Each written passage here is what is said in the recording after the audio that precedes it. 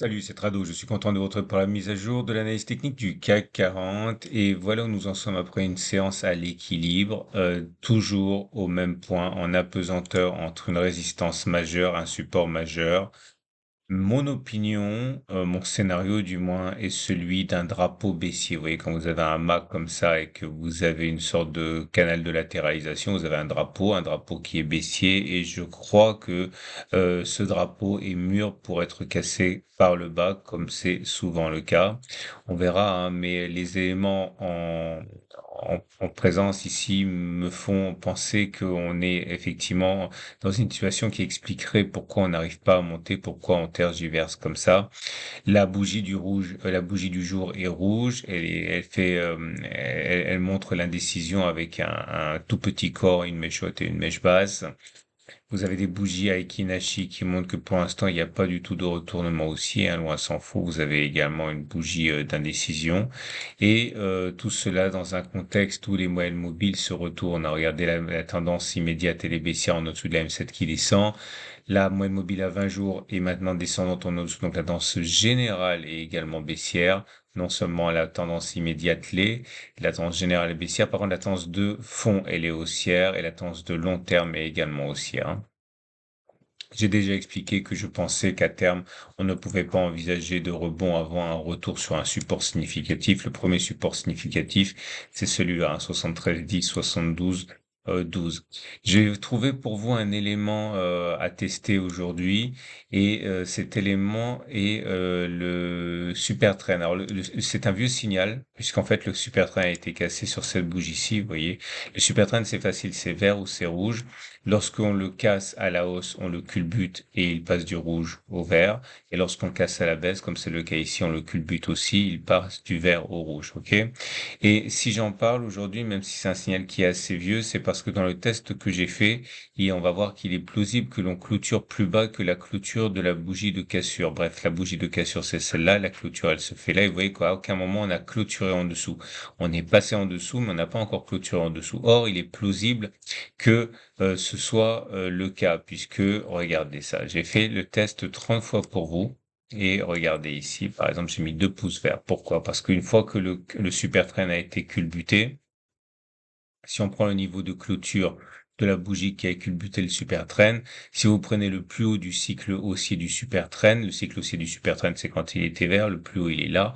Donc si vous mettez un stop de protection au niveau du plus haut de la bougie du cycle haussier du super trend, c'était plus 4,65. Vous voyez qu'on a fait au mieux, on a fait 5,80. Et ouais, 4,65, 5,80, vous voyez qu'on a fait au moins la même distance au stop de protection positionné donc ici.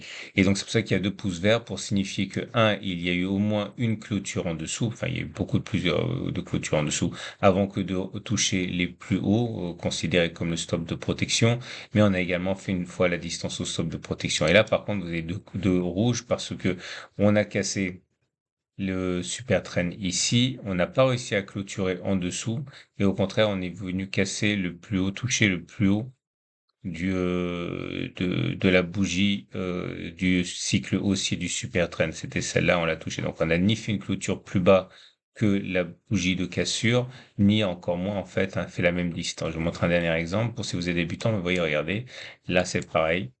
On a cassé ici, on a clôturé plus bas, et on a au moins fait la distance au stop de protection, c'est-à-dire 3,28 vers le bas. On a même fait beaucoup plus, hein.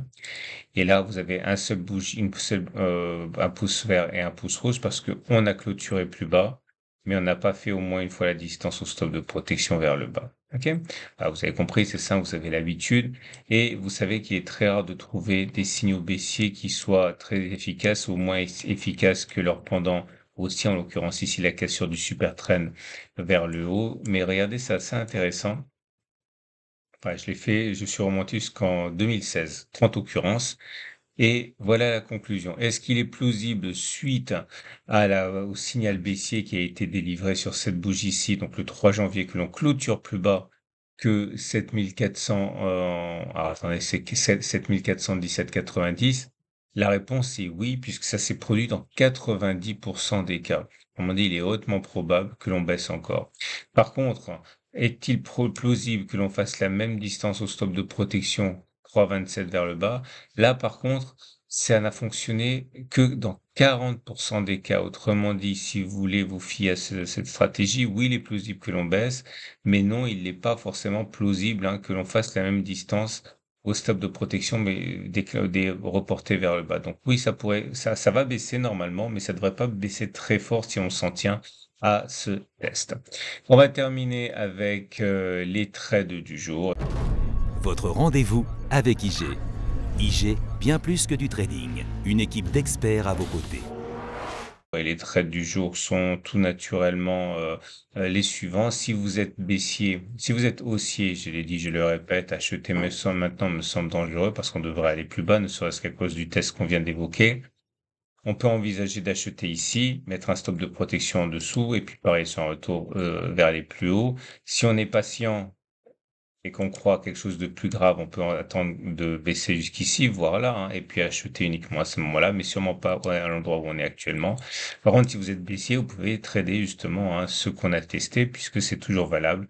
Donc, vous l'aurez compris, hein, attendre que ça remonte, éventuellement, et spéculer à la baisse en pariant sur un retour sur les plus bas. OK? Quant à moi, vous le savez, j'en ai déjà parlé à moult reprises, je suis rentré en 2 fois. Une fois un demi-risque à 74,32, un demi-risque à 73,49. Pour l'instant, la première position est très largement, très légèrement positive, hein. Ici, vraiment sur l'épaisseur du trait. Par contre, la deuxième demi-position, elle est perdante. Stop de protection à 7687. Je perdrai 0,5% de mon capital, voire 7855 et je perdrai 1% de mon capital. Je vous souhaite une excellente journée. Vous avez d'autres vidéos qui vous attendent que sur l'or notamment aujourd'hui. Et attention, selon toute vraisemblance, il n'y aura pas de vidéo demain soir parce que je serai dans ma transhumance vers mon mur en briques que vous connaissez bien. Je vous souhaite une excellente journée et je vous dis à très vite pour la mise à jour. Tout rentrera dans l'ordre ce week-end.